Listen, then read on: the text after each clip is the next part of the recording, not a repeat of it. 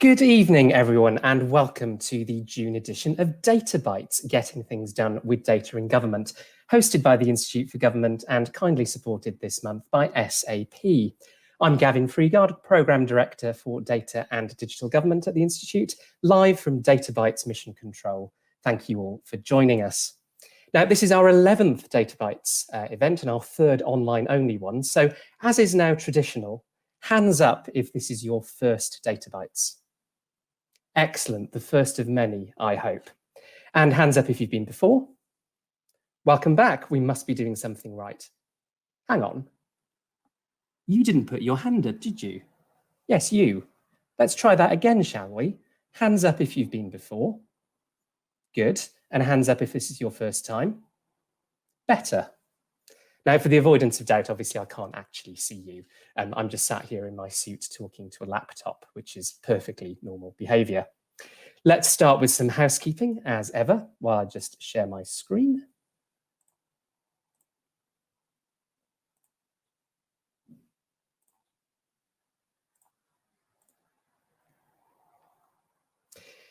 We are on the record and are being live streamed, obviously. If you would like to join in the conversation on Twitter, the hashtag is IFGDatabytes, and you can follow us live tweeting at IFG Events. And I will be putting your questions to all our presenters tonight. You can ask those questions in three ways: via the hashtag IFGDatabytes, via Slido, that's bit.ly/SlidoDB11, or via the chat on this live stream broadcast. Now, we may have some new faces tonight, so a quick reminder of what Databytes is and why we do it. Data means many different things across government. We want to bring those different data communities together. We also want to talk to people beyond the data and digital communities in and around government and show what better data can mean for them. And we spend a fair bit of our time at the Institute moaning about how government data could be better. We wanted to highlight and celebrate a lot of the good things that are going on as well, and help others to look at, listen to, and learn from them. That's the why, now the what. Tonight, you're going to see 4 presentations on data-related projects. Each of our speakers, or set of speakers, will have 8 minutes to present. Yes, 8 minutes. You will see our infamous timer on the screen. There are 8 bits in a byte, hence 8 minutes in a data byte. That will then be followed by 8 minutes of questions to our speaker. Yes, 8 minutes again, so that timer again. And then we'll move on to the next speaker. So 8 minutes presenting, 8 minutes of questions, and we do that 4 times. A nibble of bytes for those of you that speak binary. As I said, this is our 11th event in the series. You can watch the previous ones by going to the link on the screen. Not this minute, obviously. That's Tom, Eleanor, Glenn, and Terence from last month's event. That link will also take you to our report on the first 8 Databytes events.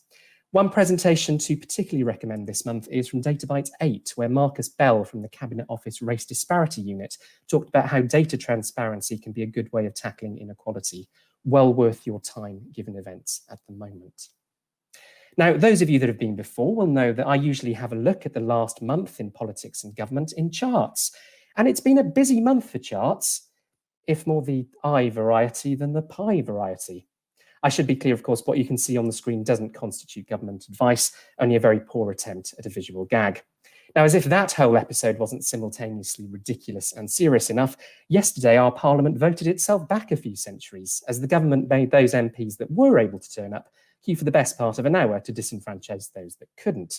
It's been suggested today that the government might row back on some of that, but it was reported in advance that the arrangements could lead to a queue around 1 kilometre long. So let's put that in perspective with some data. You can see 1 kilometre there on screen. Now, when it comes to comparisons of area, one of the recognised standard units is the size of Wales. So let's compare it to the longest railway station sign in Wales. That's which is 6 metres long. So that 1 kilometre queue of MPs is equivalent to 167 of those. Yes, 167. Another standard unit of measurement is, of course, the London bus.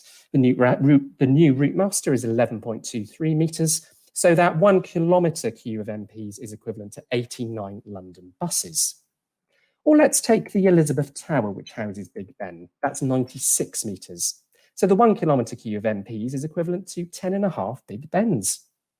Or let's take Whitehall, the actual street with government departments on it that runs from Trafalgar Square to Parliament. That's 644 metres, so the 1 kilometre queue of MPs is equivalent to 1.5 Whitehalls. I suppose on the plus side, it's only a sixth of a lap of the Silverstone Grand Prix circuit, the third longest track on the Formula One calendar, a sixth of Silverstone, or if you prefer, 1/418th of a 260-mile drive from London to Durham. So all of that makes this the maddest parliament since, well, the last two. This month, the Institute published our latest Parliamentary Monitor report, packed full of chart-tastic analysis of the long 2017 to 19 and short 2019 parliaments. You can find that on our website, where you can also read our new explainer on how the government is planning to use our personal data to tackle coronavirus, contact tracing, and much more besides. And it wouldn't be Databites without a ministerial resignation chart. Correlation, not causation, honest. Last week, Douglas Ross became the 6th minister to resign outside a reshuffle under Prime Minister Boris Johnson. But enough of comings and goings. Let's introduce tonight's fantastic lineup. First up, we'll be hearing from Rachel Sang and Katrina Fraser from gov.uk. They'll be talking about coronavirus and how that's accelerated some of the work that they're already planning to do. Then we'll hear from Sean O'Callaghan from our sponsors for the evening, SAP. He'll be talking about infant mortality in Indiana, data-driven government in action. After that, we'll hear from Natalie Record at the Ministry of Housing, Communities and Local Government, or Mahoka Logo for short, as we're determined to try to get to stick. She'll be talking about how data can transform housing and planning. And finally, we'll be hearing from Andy Halliwell from Government Shared Services, talking about their critical role before, during and after coronavirus, and looking at all of that through a data lens. Got another date for your diaries already. The next Databites will be on Wednesday, the 1st of July, supported by ADR UK. Fantastic lineup already taking shape there. We will be doing virtual drinks afterwards, so please do join us after this event on bit.ly/db11drinks using the password IFGDB11. Another big thank you to SAP for supporting us this evening. We really do rely on sponsors to keep the series going. And if you would be interested in supporting a future event, please do email my colleague pritesh.mistry@instituteforgovernment.org.uk. And if you would like to pitch a presentation or know somebody who should be presenting, drop me an email on gavin.freegard@instituteforgovernment.org.uk. And with a few seconds remaining, first time for everything, me not overrunning, I'm going to stop sharing my screen. And we will hand over to our first presenters. So it's Rachel and Kat from gov.uk, and I think we're going to see Rachel first. Great, thanks very much for that, Gavin. Rachel. Hold on, I'm just going to present my screen.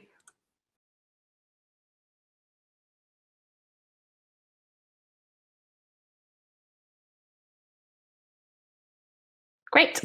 Hello. So my name's Rachel Dunn, and along with Kat Fraser, we're going to be talking to you through some of the things that we've been doing recently on gov.uk, particularly in response to coronavirus. We'll set that out against the wider context of our broader strategy, and really kind of, I think the key thing that we want to talk you through is really how the recent work that we've been doing has actually enabled us to accelerate that strategy. So I suppose a couple things that we want to kind of just take you through, just to take you back to the beginning of that story. Hopefully you've seen this before. This is gov.uk. So back in 2011, there were almost 2,000 government websites. And that meant that it was really difficult actually to find what you needed to find if you didn't actually know the structure of government. So gov.uk was created so that people didn't need to understand the structure of government in order to interact with it. In so doing, we brought together information and services from 25 departments and almost 400 government organizations. So every week, millions of people come to gov.uk. They do complex and sometimes even life-changing tasks. Things like applying for your first provisional driving license, things like preparing for the end of the transition period, or even reporting found treasure. I suppose we think that describing gov.uk as just a website and publishing platform is a bit reductive. So I think our value proposition is really that we've become a trusted brand for government. We're the canonical source of truth for government information and services. You'll often hear ministers for the Cabinet Office say that the ambition for digital government is to transform the relationship between people and the state. And Gov.uk is actually where that relationship really happens. It's literally the interface between people and the state. So in this regard, we serve a dual role. We help people understand government so that they don't need to understand how government works and what department is responsible for what in order to interact with it. We help people self-serve, and that reduces the need for things like call centers. But we also help government understand people. So we're incredibly proud of what we've delivered over the past 9 years. We've come a really long way, and I think we've continued to iterate and improve. We've always said that Gov.uk will never be finished. At the same time, though, we know that user expectations have changed significantly. If you think about services and products that have become just really standard in everyday life, so the way in which you'll just really naturally do a Google search for something, the way you do your banking with Monzo, or use Citymapper just to find out how to get from A to B, those services have changed user expectations about what they can do online. People want things to be quick, they want things to be easy, they want things to be secure, but most importantly, they want things to be personalized. And I suppose for Gov.uk, we think that really we shouldn't be any different, should we? But I think in order to understand what this means for Gov.uk, you need to understand the wider structure of how we operate. So within GDS, we operate the central publishing platform and some services. However, most content and the vast majority of services are run by individual government departments. So if we take an example, DWP runs Apply for Universal Credit. We've joined things up in a single website, but fundamentally, the structure of online services reflects the existing structures of government. And this structure, I suppose, it makes it difficult to support complex interactions or interactions where you need to interact with multiple government departments. So I suppose if you take an example, starting a business or having a baby. I think we also see that this is at odds with addressing the key cross-cutting government priorities of the day. So, just think recently about Brexit or getting to the end of the transition period or coronavirus. So I think we've made lots of progress in joining things up, but there's really a limit to the extent that we can do this without wider infrastructural changes like data exchange, account management, and macro service analysis. So this architecture also means that it's difficult for government to monitor overall performance. If you think about the average interaction that someone might have on gov.uk, that might cut across multiple organizations, services, and touch points. And given the structure that I just outlined on the previous slide, that means it's really difficult for government to monitor whether it's providing the optimal experience for users. So given that gov.uk is the online interface between people and government, this also has really big implications for how we do policymaking more generally. Because if you have the end-to-end view of online user journeys, so going back to the example of starting a business or having a baby, you can begin to spot correlations. You can start to identify cohorts, and you can even anticipate issues before they become problems. So we think that this isn't just about gov.uk, this is about overall how we develop policy across government. I'm going to hand over to my colleague Kat now to talk you through our wider strategy. So, last year we set out a strategy for gov.uk. And the strategy builds on what gov.uk has always done, which is to make things easier for users. We want gov.uk to be personalised, to give users the option to interact with a more curated product that meets and anticipates their needs. We want it to be low friction, to join up complex information and services beneath the surface and make it easier for users to get things right from the start. And data informed, to make full use of the power of data to have better performance insights across government and to identify correlations and spot things before they go wrong. And underpinning all of this is an ambition for how gov.uk and government could begin to use data better. Preparing for Brexit was a big catalyst for change for gov.uk, and it really reinforced the need for this strategy. Users of gov.uk needed to be able to navigate the complexity of Brexit. So we brought together content from across government and built services like the Brexit Checker, which is a tool to help users understand what Brexit means for them. We also started to enhance our data science capability, and we implemented cross-domain tracking to build a view of activity across the whole of gov.uk. In short, we began to work in a different way, offering different types of content and improving our ability to understand how users interact with government online. Recently, gov.uk has been at the centre of the COVID-19 response. During the pandemic, gov.uk has repeatedly seen record demand, peaking at over 132 million page views in a single week. And that's just of those who consented to analytics tracking, so the real number is likely to be significantly higher than that. Responding to COVID-19 has required a huge amount of delivery within a very short period of time. And this slide shows some of the services we've stood up during the pandemic, including for business, education, and volunteering. COVID-19 has really reinforced the need for us to work across departmental boundaries to solve cross-cutting problems and to make it easier for users to navigate complex events. As with Brexit, we've continued to join up content and build services for users to make it easier for them to access support. For COVID-19, we've been collecting and using personal data to ensure that we can give the right support to the right people. For example, we're collecting details of businesses that want to offer help, and of people who are registered as clinically extremely vulnerable, often referred to as shielded, so that they can receive help. We've also been improving our data insights, providing a more holistic analysis of how users are interacting online. Our work on COVID-19 has reinforced our belief in the importance of a strategy that makes it easier for people to find the right things at the right time, and for government to understand how users are interacting with us. There's obviously huge technical complexity to enabling a strategy, particularly changes to how we collect, exchange, combine, and deploy data. And also complexity to ensuring that we're giving our users greater choice in how gov.uk supports them. So making sure we continue to uphold privacy by design and give our users the option to opt out of personalisation if that's what they want. And crucially, this isn't just about gov.uk. It's a project for the whole of government, and it's really about how we can collaborate using data to improve service delivery and policy development. There's a lot more to do, and we're just getting started on the next phase of this work. We'd really love to come back and tell you more about how it's going in future. Thanks very much for listening. Rachel and Kat, thank you very much indeed for that. We'll definitely take you up on that invitation to come back once the work's completed. And Kat, welcome to a very exclusive group of people who managed to mute themselves on Databites. I think it's you, Terence Eden from NHSX, and me. So you're in very, very good company. Excellent. We've got some very, very good questions coming in already. So let me pose a couple that we've got from Slido. First question is, how will data.gov.uk fit into the new gov.uk? Okay, perfect. Thank you.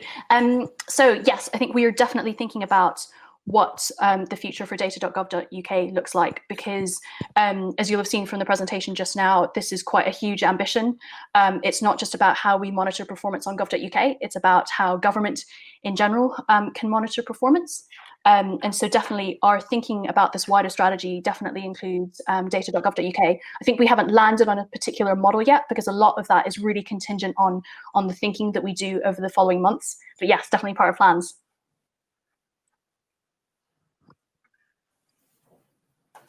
Excellent. I've got another question for you from Slido. This is Jason Bradbury from Ofsted. Gov.uk has been a brilliant transformation for citizen services, but it's very limiting for dynamic visual presentation. Have you got any thoughts on how we might address that?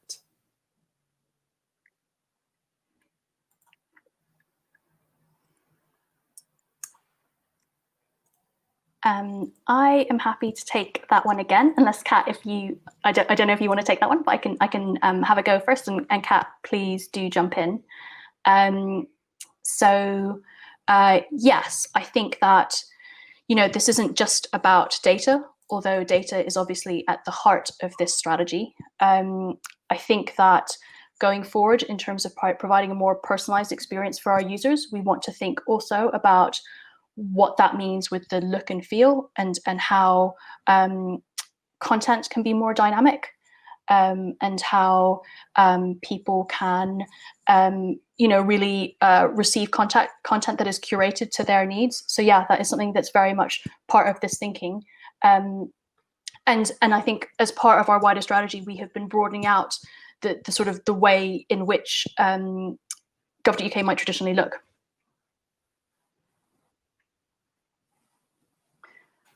Yeah, I would just add to that exactly as Rachel says, and just to say, it's a balance to strike. We're really keen to be able to offer different types of content and different options, but also we have to be mindful of the fact that one of the biggest parts of gov.uk's value proposition is the trust that it gives to users that they are interacting with government, and a big part of that is the branding. So it's always about trying to strike the balance between branching out, but also being really mindful that the gov.uk branding is very distinctive. Users trust it, and we need to make sure we keep that integrity. Great.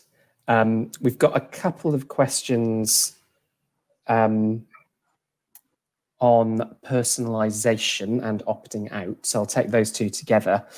How do you deal with the large numbers of people who opt out of analytics? Does that make a change to how personalization works?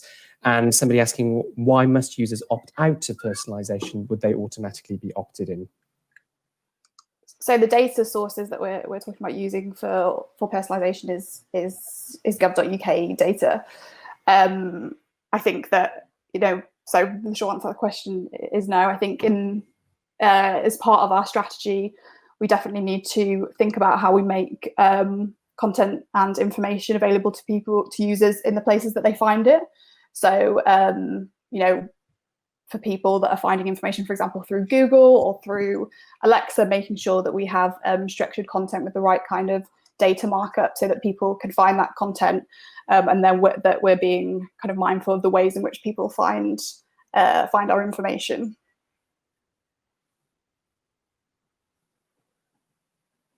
Great. And we're going to squeeze in one very final question. What problems would personalization solve for someone having a baby, as per your example? Kat, happy for you to take that one. Or yeah, I was just going to say, I think at the moment that when it comes to these kind of services that we might class as kind of big life events, the way in which government works is a little bit fragmented in terms of it's likely that a person will have to interact with multiple different departments or different parts of government at one particular juncture in their life. So something like having a baby or kind of an early years type service. And so the ways in which we could envisage personalization helping with something like that is basically joining things up for users so that a user doesn't have to understand the different parts of government when they're interacting with government, and instead we're bringing information and services together to make it much easier for them at particular key moments of their life.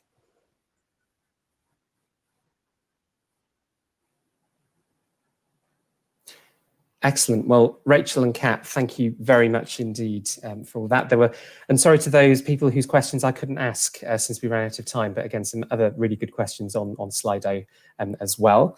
Our next speaker, our next presenter is Sean from our Supporters for the Night SAP. So Sean, over to you. Thank you very much, Gavin, and thanks for everything. I'm going to share my screen and we'll kick off.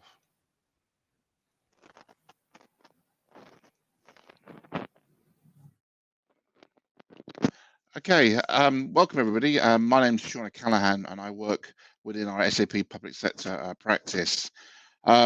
Basically, my background has always been working with data, whether it's an analyst working in Department of Works and Pensions or working in local government. Clearly focused on, shall we say, getting the statutory returns in to make sure that we got the right amount of budget for each year, or providing all the necessary requirements to actually work out whether we're meeting all the outcomes that our strategy is determining. Data's always been a challenge. Obviously, I imagine most of you have experiences where it's either been locked in a transactional system, or how do we actually get to that data and make sense of it has always been a bit of a challenge, a bit of an issue for us. Obviously, with the tsunami of data we now have around us, how do we make sense of it? What do we do with it? And what is the so what? How can we actually change things and change lives around it. What I'm going to do today is take you through a business outcome of a customer that actually faces issues and the journey that they took and what they're actually delivering. And obviously then we'll show you some of the benefits. So the actual customer that we're talking about is actually the state of Indiana. When we actually looked at this talk, we had so many different things we could talk about, but actually when we're looking at what they actually did in practice, it actually gives a bit of a blueprint for maybe, could this be right for us in the UK? And we are working with our UK customers in this maintaining, and what lessons can we learn and use that can help make our data projects more interesting, more challenging. The key thing for Indiana's perspective was they weren't actually achieving all the goals that they wanted to achieve. They weren't rated in a number of statistics the highest in the states around America, and more importantly, they weren't actually impacting people's lives. And the whole kind of focal point of the Indiana capability is an open government. They wanted to deliver personalised services, obviously reducing the costs, as obviously there's always a bottom line. The idea is to deliver value. And this is quite a fundamental part of what they were trying to do. To actually achieve that, they realised that actually the way that they actually currently maintain and actually manage their data was in a way preventing them from doing the very things that they wanted to. So how can we actually improve the lives of our citizens, improve the lives of our employees, if our data, is restricted for doing it?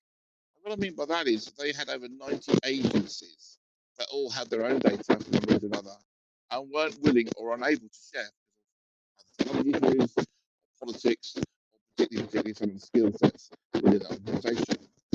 So they needed to realise that they needed to make a massive sea change in that whole data structure, that data strategy. They realised that they needed to understand a common purpose, a common goal. So the first thing they did was actually look at the whole process and come up with the idea of creating a data sharing culture.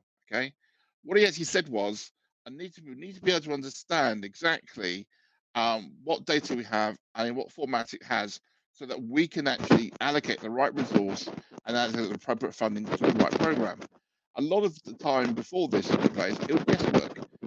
Again, in my experience, I was always based on we had some understanding of the service we delivered, and we applied a bit of our own experiences or a certain process to actually determine a outcome. So therefore, when we were looking at our strategy, we thought, yeah, we understand that generally speaking, there might be a 10% increase in that service. But in reality, how do we know it's 10%? It could be 20, 30, or it could be even less.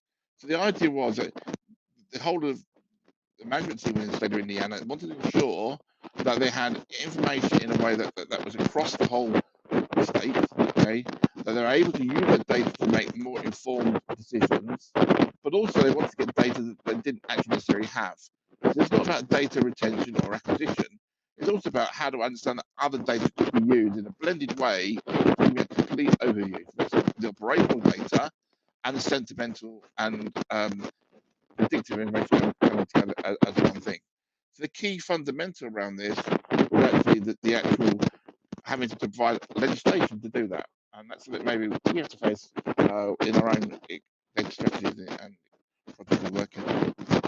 The next part was, well, okay, we've now presented a capability of the idea of data coming together and a mandate around all that. Therefore, it's how can we create the vision and the mission? So obviously, as you can see here, the vision was they wanted the most effective, efficient, and transparent state government in the country. They wanted to be the #1 division. We all have aspirations. I think we can probably translate a lot of those visions into our own world.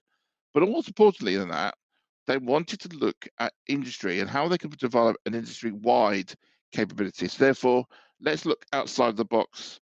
Let's look at it in a different way, and let's look at what the best solutions are out there to help support us in our vision. So a very clear understanding of vision and mission was really important. And obviously, key thing part was delivering the roadmap that we discussed earlier. As part of this was, well, actually, if we're going to collaborate, would it be great if we actually brought people together? So they actually created a technology center, a space within City Hall, which allowed them to come, discuss, collaborate, and innovate. we use something called design thinking, which is agile prototyping. And fundamentally, this was part of the mantra and the DNA they put in place of understanding what our data is, what it could be, and what it should be. More importantly, what is the outcoming? Walking in the shoes of the people that we're actually trying to impact on. And this is really important because it's a different mindset change, a different conversation for them to actually take into account. So clearly, changing the law, creating a simple vision and roadmap together with a physical space was important steps for them because it actually meant people were investing in it and making sure that data came to life. Really, really important.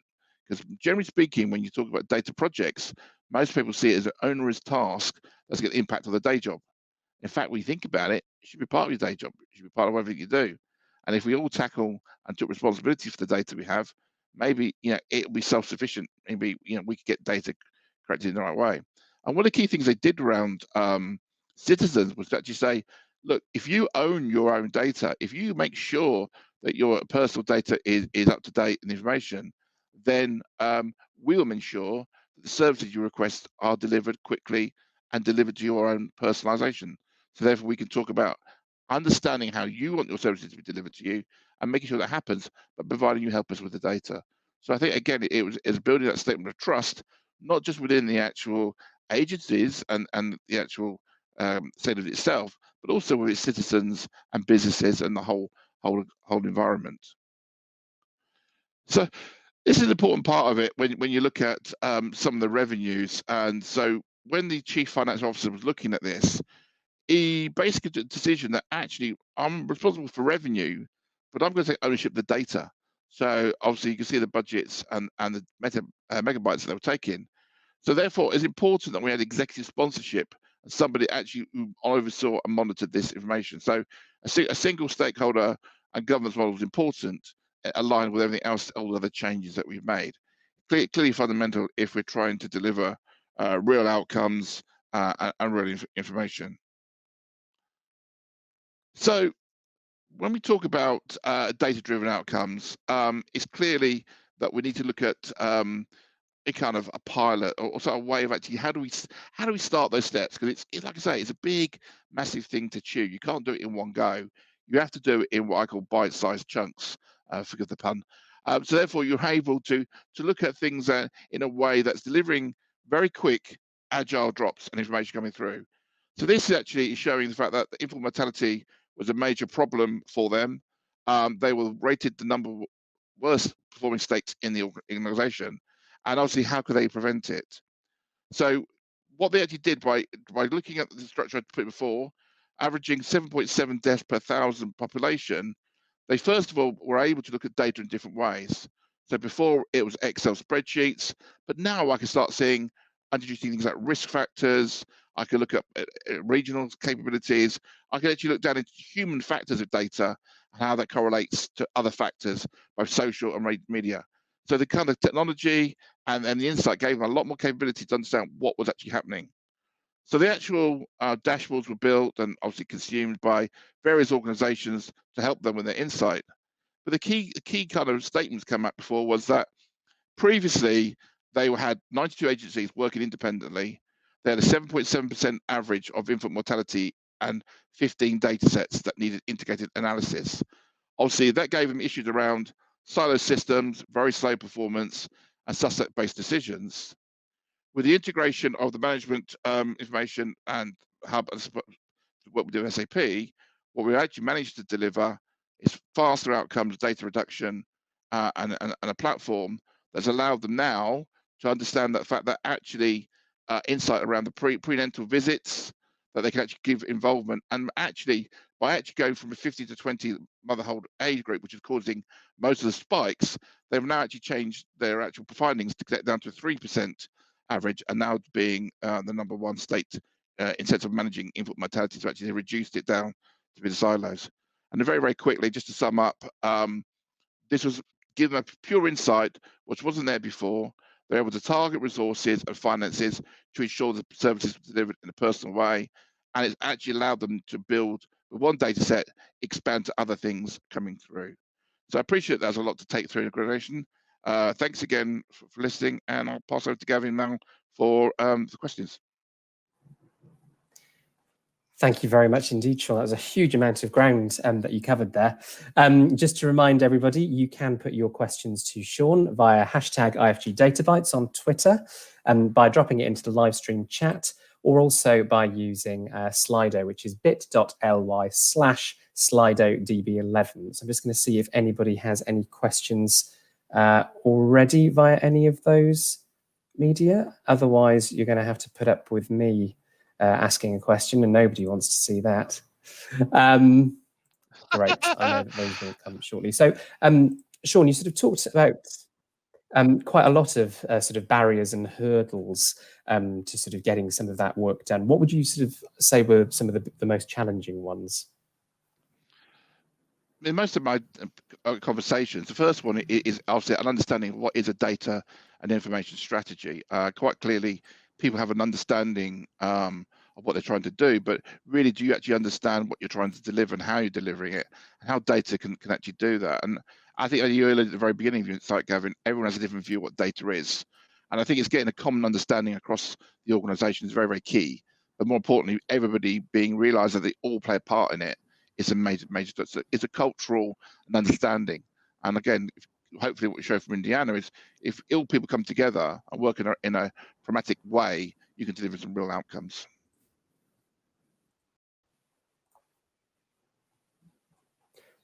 Excellent. Just seeing if we've got any questions.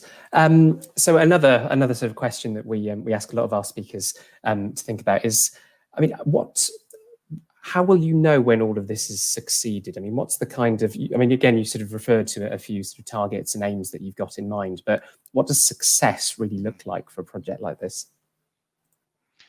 I think it's touching people's lives and creating real outcomes. I mean, we've got so many examples that we could have shown. We could have spent the last few weeks. I mean, one of the examples that we have is protecting things like elephants and rhinos and the species involved. So actually, in that case, where we're doing in South Africa, that case actually is protecting the elephant and the rhino, and the fact that through our sensors, IoT, and the data, we're actually stop poaching and actually giving people who live there a new profession and a way of earning money. That to me is what we're trying to talk within SAP. It's more about what actually impacts on people's lives and environments for the good.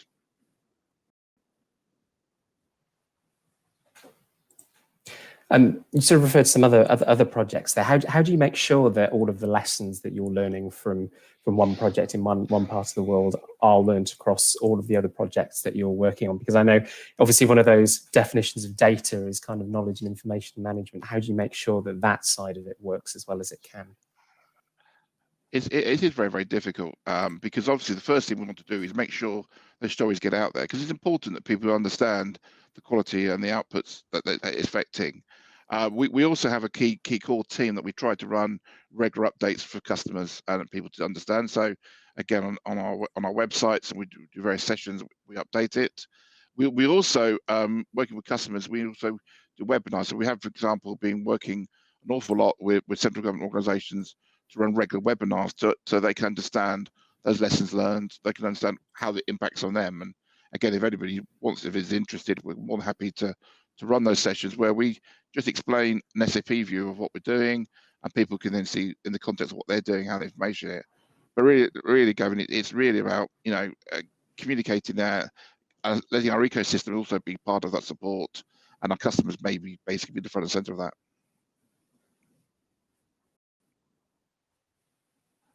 Excellent. If you could have changed, I mean, obviously we spend a lot of time thinking about sort of government and how it approaches data and data strategy and things like that. I suppose there's a very specific question. If you could have changed one thing that would have made all of this easier in the sort of government involved in this case, what would it be? And how does that sort of relate again to your sort of international experience? Are there sort of common things that government should be doing better? And if there was one thing to change, what would it be? Yeah, I think the key thing for me is the governance model is important. So therefore, across government, I see I see cabinet office and lots of people doing some really good stuff. And obviously, what we see today from Gov.uk, I'm going to see later on from MCLG, is really, really good. But who's joining that all together? So having a chief data officer across government would be interesting, because I think that's where a lot of people are going. So one single person responsible for managing that data. I think we've got to label more. I think GDPR is an issue, but talking to the people that are talking to people, most people are willing to share data if it's going to have a positive outcome, if it's going to deliver a better service. So I think there's much more we can do to join services up. And I thought also allowing agility and innovation. We've got to think about doing things in weeks, hours, so days and hours rather than weeks and months. Yeah, so things that all the projects we talked about are all done really within a 6 to 10 week capability, and that's the mindset change. I think so. I think there is a cultural thing and a governance thing is where we need to get to. But I think we are getting there. It's just a question of time and effort. Yeah. Excellent. Just a reminder to everybody, you can submit questions to Sean using hashtag IFG Databites, or also on the live stream chat, or you can also use Slido, which is bit.ly/SlidoDB11. Just going to refresh the Slido, see if we've got any more coming in there. Something that came up in the previous presentation as well is sort of, users sort of opting into things, and obviously there's been a lot of discussion at the moment about sort of privacy ethics and how people feel about their data sort of being used. How do you sort of approach that problem, making sure that the citizens whose data is involved are sort of brought on board with everything? Okay, so obviously being from a German company, GDPR came from Germany, so we're very used to this. This is something we've been doing for 40 years. I think the key thing is you have to allow that, obviously, that consent model and obviously that recognition of data. But the problem is, the thing with it is, though, even though you have to be careful about the opting in, opting out, you still can capture characteristics of that allows you to do some performance of predictive capability or some sort of analysis. But you're right, the central point is the consent model that we have is to ensure that we do reflect those wishes. Again, basically the German track and trace stuff that we've done, it was actually in the BBC News today, is that most of the decentralized model that we've done, most people have opted in because it's a real benefit for them. So I think it's all about allowing people to understand the benefits, and if they want to opt in, obviously allowing that to take place. But the key thing is, even if people opt out, is a method to anonymize that, but still allow that to actually make some sense of what potentially could happen. So therefore, we're basing it much more on real data rather than assumed knowledge. Great. We've got 1 minute left if anybody wants to submit a question. Otherwise, again, I will finish with a final question. If there was one thing that you learned in this project that you could impart to others trying to do something similar, what would it be? The one thing, I think it's about understanding the size of what you're trying to deliver and making sure you have a clear mandate. I think to me, it's clarity around what you're trying to do is the most important thing, and the impact that you want to make on those people's lives. I mean, obviously, again, we can say about technology and partnerships and risks and stuff like that, but the key thing for me, understand what you're trying to do, and make sure that you bring people with you as you go through it. It's probably two actually, but it's a key thing for us. I think you're allowed to get away with the two there, I think. But that was fantastic, yeah. Sean. Thank you very much indeed. A pleasure. Good evening. Thank you, everybody. Thank you. Our next presenter is Natalie from the Ministry of Housing, Communities and Local Government. Natalie, over to you.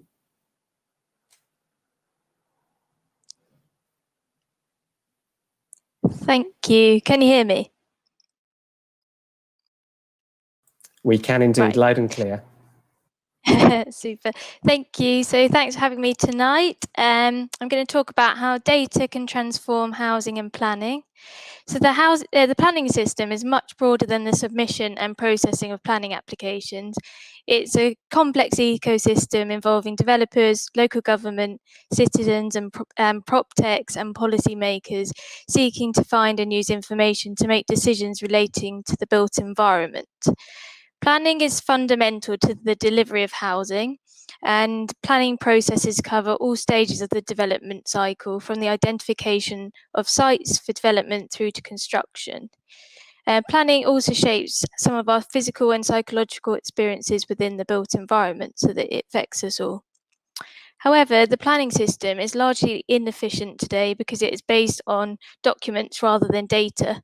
Despite digitisation of some parts, it is still essentially a paper-based process. This means that data is inconsistent and planning rules are locked away in PDF documents and reports. As a result, developers find it difficult to know what they can build and where.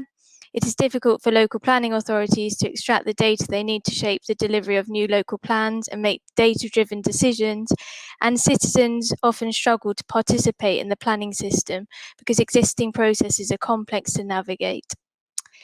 Here are a few examples of some planning documents where some planning information lives. So typically it was lots of drawings and physical local plan documents. You might have seen planning notices on lamp posts explaining new proposals in your local area.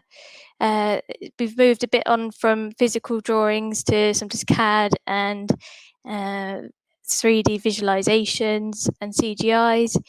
You've got physical planning documents like local plans now being accessible by PDF, but still no raw data there. And planning notices can be sort of found online as weekly lists, but often also only accessible as a PDF. So how do you unlock innovation, and what role can innovation play in this digital transformation? And there's an emerging and really exciting prop tech market in innovating new solutions to help overcome wider housing and planning challenges, and a plan tech ecosystem forming a new marketplace of interoperable digital services. However, one of the significant barriers to the growth and scale of the prop tech sector is the existing lack of raw data. At the moment, it is taking the resource of innovative startups to mine and standardize it rather than being freed up to start to develop and scale new technologies. So data is a raw ingredient. This is a great drawing from my colleague Paul Downey. I thought I'd nab it for my presentation. But the big challenge now is, so how do you get this raw data out of documents, charts, maps and reports and get it into CSV files and GeoJSON and shape files so that we can start innovating new solutions? One of the main challenges is that most planning data is federated to local planning authorities, and there are over 365 local planning authorities who all record planning information in different ways and do not use common schemas or linked identifiers to record their decisions. So therefore, little planning data can be linked to a single location, and a lot of data is locked behind licensing. Another issue is that trusted quality data at the local level and improvements in local authority planning and efficiencies are being held back by the existing local authority planning systems, which are not fit for purpose and not linked. The same data is having to be re-entered at several different parts of the planning process because of the lack of interoperability between systems. So how do we move from data locked in separate local systems to shared platforms? So we've been doing a bit of thinking about planning as a platform and exploring what that could look like. For example, how do you take casework systems and the data that's within them and then feed it into a trusted data platform, that middle bit, which would be registers and standards and validators, and what registers would be needed for that. And then that upon that trusted data platform, you can start to have new services emerge, a whole ecosystem of private sector and public sector services that can provide new innovative solutions to housing and planning. So what's the role of government in this? There's definitely a significant opportunity for digital transformation. Central government has a critical role to play in this ecosystem through setting standards, stimulating markets to improve the overall effectiveness of the planning system, and addressing existing policy barriers. And the Digital Land Team, that's the team I'm in, was formed in 2018 and exists to improve access to land, housing and planning data. Our three main user groups have been local government, policymakers, cross-government and prop tech companies. By focusing on the data needs of these 3 user groups, we have sought to reach the wider needs of SME developers, planners and citizens, who are all the end users and beneficiaries of the new services that will be built. We have used a user-centered and iterative approach to designing and testing new data standards, and work with cross-government partners to resolve policy barriers. It's no small task, and good data standards take time to be designed, tested and implemented, but we are learning by doing and creating principles as we go. We work in the open, and you can find a list of our projects and findings on our website. Our sister team, the Local Digital Collaboration Unit, has also helped fund a number of digital planning transformation projects with innovative local planning authorities, including Southwark, Hackney, Lambeth and the GLA. The findings from those projects can also be found on that website. And then cross-department collaborations, we work with policymakers across the building. It's really important to getting some of the data unlocked. Ministerial engagement, so former Housing Minister Esther McVey held this PropTech roundtable with lots of, a few companies in the industry, and really heard their data needs, which helped unlock some policy barriers. Communication's key as well, and starting a wider conversation with the public. And cross-government programmes, so HM Land Registry have their local land charges programme. We engage with Geospatial Commission and Ordnance Services Surveys Geovation programme, which this pictures of, who support a lot of early stage SMEs working with location data to help them scale.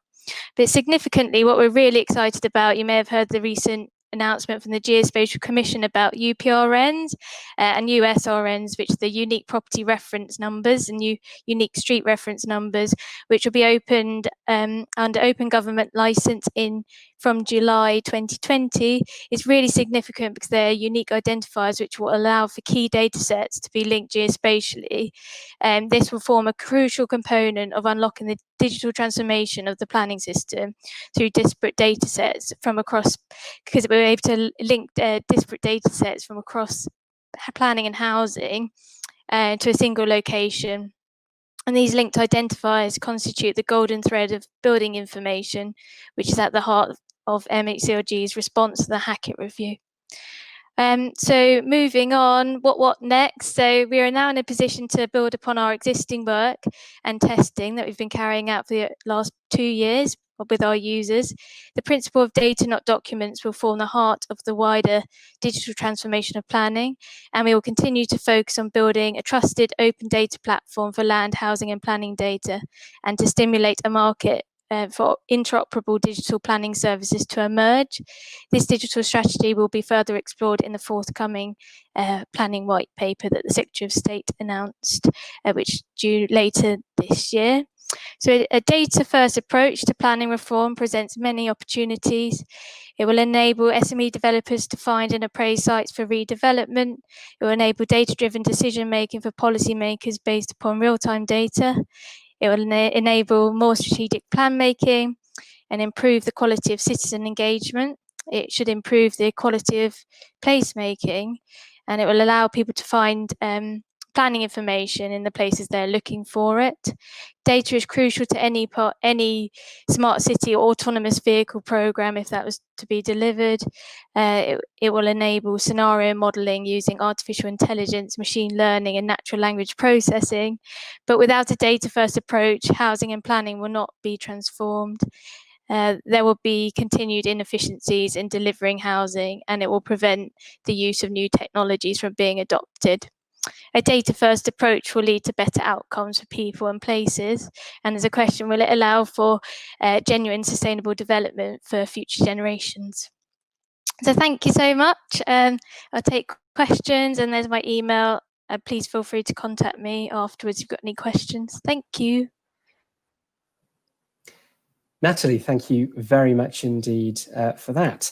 And while your presentation goes away, just to remind everybody, you can put questions to Natalie via me, via the chat on the live stream, where you'll be watching this event, via Slido, that's bit.ly/SlidoDB11, or also using the hashtag IFG Databites on Twitter. There's plenty to sort of dig into there. So let me just check if we've got any questions so far. I'm sure we're going to get a few more soon. So I'll kick off with a first question. I think one of the things that we often find when we talk about data is that it can be sometimes quite difficult to get people interested in standards and the really important fixing the plumbing work that you've talked quite a lot about. How have you sort of talked to stakeholders in the way that's sort of made that make sense to them, as it were? Yeah, it's a good question. I think so. Focusing on sort of local government stakeholders, I think a lot of them understand the need for it, but there's a bit of concern about how that can affect their, how do you implement them, and the level of work that will take for them to implement them. So I think it's been working this iterative way by starting with smaller sort of problems. For example, by starting with brownfield land registers, which was already a data standard that existed, but it just wasn't. We didn't get very good quality data back from that. It existed pre our team, so we started with that part of the puzzle because we updated that data standard, have seen a lot of higher quality returns from local authorities.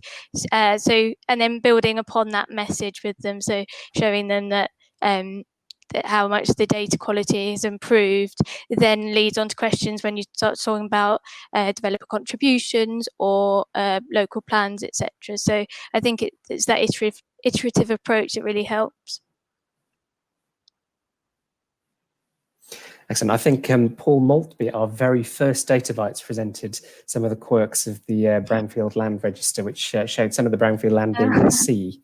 So it's good to hear that being talked about again. What about when it comes to the sort of ministerial side of things? You talked a little bit about that in your presentation, and again, that sort of political leadership can be really important in helping to catalyse things. How much has that helped, and how you sort of approach that side of everything? Yeah, it's so the recent experience with our former housing minister, Esther McVeigh, was really positive. So got her excited as a team, and she saw the value of this work. And then when she hosted that roundtable with these prop tech companies, it was just then hearing firsthand experience from the actual innovators and entrepreneurs was just really transformative. And then I could see firsthand of how the sort of technology fitted across the department for different policy issues, and really captured her attention and wanted to get publicity, the media to run stories on it, and sort of get people excited for the potential of prop tech like fintech before. So and our current housing minister, the current crisis has happened, so attention has been on us all delivering new services, and our team delivered the part of the shielding service with GDS colleagues. But excited to get back onto digital housing and planning when we can. Excellent. The questions are coming thick and fast now, so I'll get through these as quickly as I can. First from Ruth Dixon, unique address IDs sound excellent. Will this be UK-wide? Yes, I believe it will. Definitely for England. I know that the Ordnance Survey were dealing with the or other parts of the country. So yeah, I believe they are UK-wide. Excellent. One from Dan Klein, who says an excellent presentation. Quite right, Dan.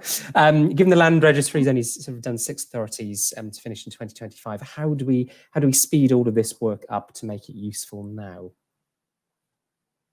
Yeah, something we're really thinking about at the moment. Good question. I think a decision will just have to be made. It is dangerous to start creating data standards really fast. So I think that's a predicament. But yes, watch this space. Sorry, a terrible answer. Not at all. We've got a couple of questions from Jeremy Fisher. First, will the data be open or will people have to pay for it? And second, how do you handle a unique identifier to link data sets when different things may refer to different areas of land which overlap? So the first part of the question, sorry, I've forgotten. That's okay. Will the data be open or will people have to pay for it? Yes. So yeah, we work in the open as a team, and all the data we're working on is to create open data. We're building this open data platform. Really passionate about that. And secondly, I forgot the second part of the question. The second part was, how do you handle a unique identifier to link data sets when different things may refer to different areas of land which overlap? Yes. So there will be there will be limitations in terms of it is better than not having it, but then there will be those difficulties. As more data sets are released with the UPRNs in and updated, then hopefully that problem will it will resolve itself. Excellent. Loads of questions here. Martin Wheatley, hello Martin, says there's lots of concern that the planning system is impenetrable to ordinary people. How could better data help overcome that? Yeah, so just been writing some things about this to help accessibility of local plans at this time, for example, and planning notices. And so better data. So at the moment, it's just really hard. The way that information is submitted into the planning application, the way it's sort of written, then becomes really hard to understand for a lot of people. So by creating data standards around how data is presented, then it should break down some of those problems. So it should be written in a non-jargon way. You should be able to read a description of development and pick out the key pieces of high-level planning application data that matter to you, and then essentially planning information should start to appear in the places you're looking for, so maybe on Google, etc., and social media platforms, by encouraging sort of fixed URLs and data standards, then data appear in different places. So it's through quite small interventions, but we really hope it will make it more understandable for local communities and people. Excellent. I'm not sure I'm going to get through all of the excellent questions that we've got, so I'll try and get another one in. Anonymous, this one, planning departments have been decimated by local government cuts. How can councils who've undergone those cuts do all of this when they can probably barely do some of the things they're already trying to do? I'll try and give a really fast answer. Yeah, really, we're really aware of that, and we don't want it to be a burden. So when new standards come in, there is a new burdens policy that government departments have to abide by, and give some money towards to local authorities for this. So the ones that are innovating solutions, like the Southwarks and the Lambeth and other authorities, their projects are open source, so that other local authorities can benefit from the findings and the solutions that they're coming up with. So that should really help. But it is the cost is understood, and that is one of the barriers to scale. Excellent, thank you. We're out of time, but just to apologise to Troy Hayes, who asked a very good question about whether local authorities should make their digital planning policy mapping layers available for download, and to John Dixon from DEFRA, who asked how do the Inspire regulations fit with the MHCLG work. Sorry not to be able to squeeze those in. But Natalie, thank you very much indeed. Thank you, thanks. And now we move on to our final presentation of the evening, which is Andy Halliwell from Government Shared Services. So Andy, over to you. Well, thanks, Gavin, and good evening, everyone. I noticed some very favourable comparisons there to Sheila portraits due to the technical disruption. I will quickly share my screen before anyone raises Hieronymus Bosch. So I hope people can see that. I'm going to talk tonight about the shared services strategy for government, what we've achieved and where we're going, especially in relation to user experience and data, and say a bit about COVID-19 along the way. So the first shared services strategy for government was launched in January 18 with the 3 clear aims set out here: delivering value and efficiency, converging around process and data, and meeting end user needs. A key means of doing this included contract renegotiation and other commercial means, and the move of departmental ERP systems to the cloud. And we've made quite a lot of progress on that over the last couple of years. As this is Databites, a word on the data specifically, we have a lot of it, over 500,000 users across the public sector, including civil servants, armed forces and the police.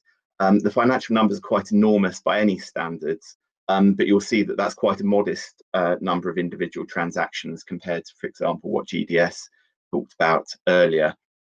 Obviously, that reflects the smaller number of users, 500,000 against the whole of the population of the UK, but also the limited scope of our core services, which is a point that I shall return to. Also the case that we're building on a brownfield site here, and as this picture shows, there's scope to consolidate both systems and service provision, as well as to join up in other ways through common applications, tools and processes.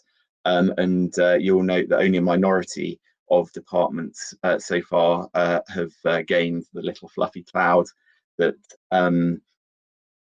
that denotes that they have moved onto the cloud. So what will we do next? Before I get onto that, it's worth just pausing to reflect on the impact of COVID-19. My first observation would be how well shared services and shared services centres have held up and have been delivered when they have had to move from office to home locations and work remotely on both IT and telephony. Also, how quickly we were able to implement the necessary system changes in order to enable us to record public servants' COVID-19 health status and their business continuity status, were they key workers, etc. And also how it's actually enabled us to accelerate the implementation of some things that we were aiming to do anyway, such as live chat. A crisis enables us to overcome some of the obstacles to putting those in place. But obviously it's also affected the pace of change, as some of the teams working on moving departments to the cloud have had to turn their attention to the current crisis. Just to briefly work through the 5 headlines on this slide to set out the overall vision, and I'll end up on meeting colleagues' needs and process and data convergence, which are the key ends. In a sense, the move to the cloud, service delivery and intelligent automation are all means to those ends rather than ends in themselves. Plenty of people on the call tonight who are greater experts, technical experts than me, who will know cloud means different things to different people, and it really is just a means to an end. But it does improve security, stability, mobile access, and is a platform for greater interoperability as well. We've also found that we can massively improve user experience and data quality without moving systems to the cloud. We've greatly improved what we can get out of our current on-premise systems. Our approach to service delivery is also an essential foundation for the other objectives. By putting in place a single framework next year in a way that drives common standards and performance improvements, and in particular encourages channel shift and automation, we can support better end user experience and drive our data strategy. We've been using the phrase intelligent automation for a while, and I think it's the one that most people use. One of our major service centres, SSCL, already has over 30 automation applications, and we're progressively and quite rapidly looking to automate various HR, finance and data processes. So as I say, process and data convergence and user experience are the key. I'll sum them up shortly. I just want to emphasize that we do have a draft plan. This is hard to take in a few seconds here. It's available online, but it is a draft, and it has obviously been in some ways affected by COVID-19. But we might take the lesson from COVID-19 that we're actually able to move further faster in some areas too, as we build on what we've learned and establish how government wants to operate in the future. Certainly you'll see this is a 5-year timescale, and I think that's very realistic for what we're seeking to achieve. It's worth just taking a look at what this means in architecture terms. I can't answer too many questions on this because I am not a systems architect, and again, this slide is available online. What I want to highlight is the integration layer that I've put a circle around, which is absolutely key to addressing user needs and our data requirements as well. One of my observations about how we provide shared services at the moment is that the average public service user doesn't really care if their interaction with the organisation on pensions, recruitment, security, learning or pay is being handled by one service provider or system or another. And we tend to spend too much of our time giving them a commentary on who's dealing with a particular issue rather than actually resolving their issue. And I think we can in future deliver mobile, accessible, intuitive, integrated and indeed data-driven services that enable the individual to focus on their core task of delivering public services. And really that's entirely compatible with what the business needs, which is very much about the data, as well as happy public servants is very much around the data. And our aspiration is for much nearer to real-time data on what resources are required, both people and money, in order to deliver better public services. There are obvious and immediate use cases in relation to, for example, work and pensions, aspects of the justice system, and elsewhere, where we can use the data to deploy the people and money we need to where it's most needed. And again, the current response to COVID-19 has, I think, highlighted that, but also potentially brought it closer.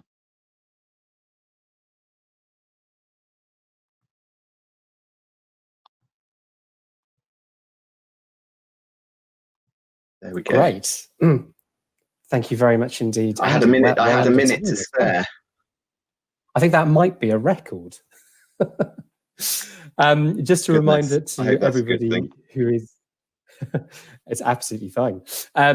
Just a reminder to everybody who's watching that you can submit questions to Andy via #IFGDatabytes on Twitter, via bit.ly/SlidoDB11, or via the live stream chat. And with all the civil servants that we must have watching us, I don't believe for a second that none of you have a lacking questions to ask about government shared services. So please do put them in. I'll wait for the timer to reset and then we can get on to those questions. So brilliant. So let's see if we've got any to start with. Otherwise, I will kick off with one. Excellent. So, Andy, you sort of on your slides, there was that sort of section looking at data and how better data would help focus on delivering government priorities and services through better management information, MI. What does better MI look like, and how do you get there? Well, various dimensions to that. We talk a lot in government about having a single version of the truth. And that's something that I think we're getting closer to, but is still in many cases slightly elusive. So the first thing is a reduction in the amount of time that people spend reconciling different versions of the truth to get to the one truth that we can all agree on, which takes an awful amount of effort. The second thing, I think, is getting that information in, as I said, in much closer to real time.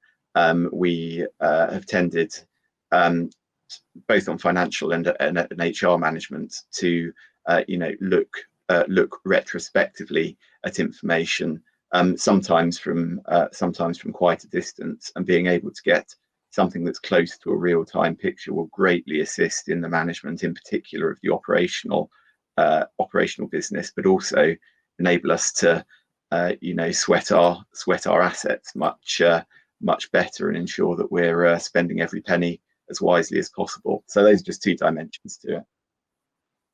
Excellent, thank you. We've got some questions over on Slido. So let's start with this one from Chris Francis. Does all of your work ultimately mean machinery of government changes will be less needed? It would be, I think, a mistake to design the process of the current system of government around what we can achieve in shared services. But what it certainly ought to mean is actually that machinery of government changes are easier to carry out. It depends on the nature of the change. So, sometimes when you shift whole departments around, for example, the move of deck into bays, that's perhaps something that in future would be relatively straightforward. You've got to set your systems and structures up right to enable the machinery of government to be moved around in that way. What I think that we can also do is give government, when it's taking the decisions about how it wants to set up the machinery, again, much better data about what everyone is ultimately doing and how that can be brigaded to best effect. But will we see the end of machinery of government changes? Gavin, you've probably got a chart that covers those over time as well. Of course we do. I might have to dig that out for the end of this presentation. We've got another question in the meantime from William Wallace. How does government shared services relate to the government digital service? Yeah, good question. And actually one that we often ask ourselves. So the focus of GDS is very much on public facing services. The focus of government shared services is very much on serving the public servants. But we want to take what's worked well for GDS and apply it to ourselves. So, for example, in my mind, there's no reason why we should set any different standards for usability and accessibility of internal services than those we set for our public-facing ones. So pulling through those standards internally is something that we've moved to do over the last couple of years. Clearly, there are differences because, again, as I said, GDS, the gov.uk platform operates in terms of a number of transactions that is so much higher than what we have to deal with. That necessarily drives some differences, but there should be some core similarities as well, and GDS are on our advisory groups and governance and so on. Excellent, thank you. We've got a question from Matt. Things are improving, he says, but the user journey is terrible. The biggest cause of inefficiency in government. What's being done about that? Nice, easy question. Well, I'm glad things are. Yeah, I was expecting something along those lines. Well, I'm glad that they're improving. And what I don't think that we can do is continue to promise people jam tomorrow, because we've been promising that for some time, and it's no good us just saying once you get on the cloud, it's all going to be okay. That's not good enough. We need to improve our current systems as well. And actually, I don't know what system Matt's on, but for example, on the SOP system that 5 or 6 government departments use, we've made a lot of user improvements over the last couple of years around enabling mobile applications, improving the interface to make service requests, being able to see what's happening with your information, update your diversity data in one place rather than about 5 different places, which it used to be, introduce live chat, which many people prefer to, phoning a call center, and so on. So there's a whole load of improvements that we've made, but what we're not going to do is stop making those improvements while we wait for the next generation of systems to come online. Thank you. We've got just under 2 minutes left. Any final questions, please do submit them to Slido now. In the meantime, we've got a question from Kate Gimblett. with different platforms and information silos, can all information be migrated to a new platform?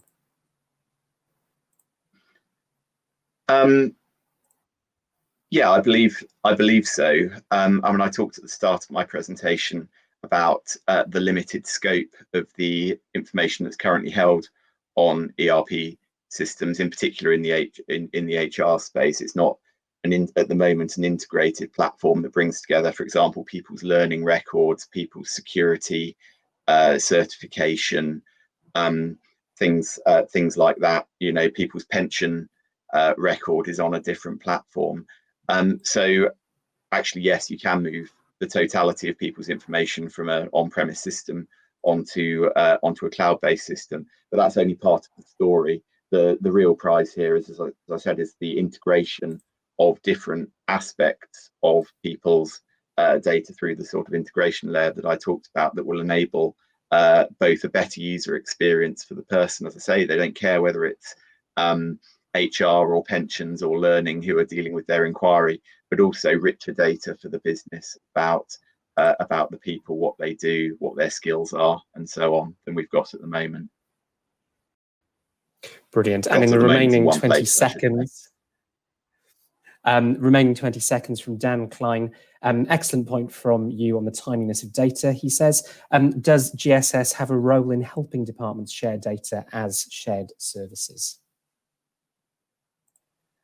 Yes, absolutely. And one of the things is we sort of compile what that we compile key performance indicators around various aspects of financial data, for example, so that we can spot where there are potential anomalies that departments might want to address, or identify where there's best practice.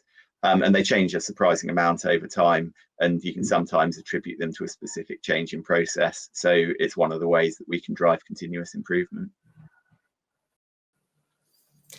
Excellent. Well, I think that takes us perfectly to time. Andy, thank you very much indeed. Thanks, Gavin. Thanks, everyone. Now, I'm conscious that, as ever, I'm the last thing standing between all of you and virtual drinks. You may have been enjoying actual drinks all the way through. I'm not here to judge. So if you would like to join us, and I very much hope you will, I'll put those details on screen very shortly. So I'm just going to share my screen now and run through a few final parish notices as well. So just to back up Andy's point, yes, we do have a chart for that. That's our chart of machinery of government changes, making and breaking, creating and dismantling of government departments down the years, which you can obviously find on our website. I'm very pleased that cooking along to Databites has become a thing recently. This is Glyn Jones, whose paella has moved from planning to implementation, which is very, very good to see. And I'm just going to put the details for joining us for drinks once we finish this on screen, so you can get that ready. But in the meantime, a few final parish notices and some thank yous. Let's start with the parish notices. First, Databites is just one of many virtual events the Institute has been running and will be running. You can find much more on our website, www.instituteforgovernment.org.uk. But I particularly want to draw your attention to one that we're doing Monday morning at 9:30 a.m. I'll be in conversation with digital government rock star and revolutionary Audrey Tang, the Taiwanese digital minister, talking about their response to coronavirus and much else besides. Second, we're doing a very short report into digital government and coronavirus, and we'd like to understand, follows on quite nicely from Andy's presentation actually, which remote working tools different departments are using. So if you're a civil servant, we'd love you to spend a couple of minutes filling in our survey. You can find that on my Twitter, which is @GavinFreeguard. And finally, some thank yous. First of all, thank you to all of you for watching, and hopefully any technical gremlins were ironed out and you were still able to enjoy it. A huge thank you to SAP for supporting tonight's event, and to Sean for presenting. Databites is only possible thanks to our partners, so a very big thank you to them. And finally, please join me in a huge thank you and virtual round of applause. I'll be looking down the camera to make sure you're all joining in, for our wonderful speakers this evening for really interesting presentations. We're incredibly grateful to them. So thank you to them, and do come and toast them at virtual drinks. Thank you very much.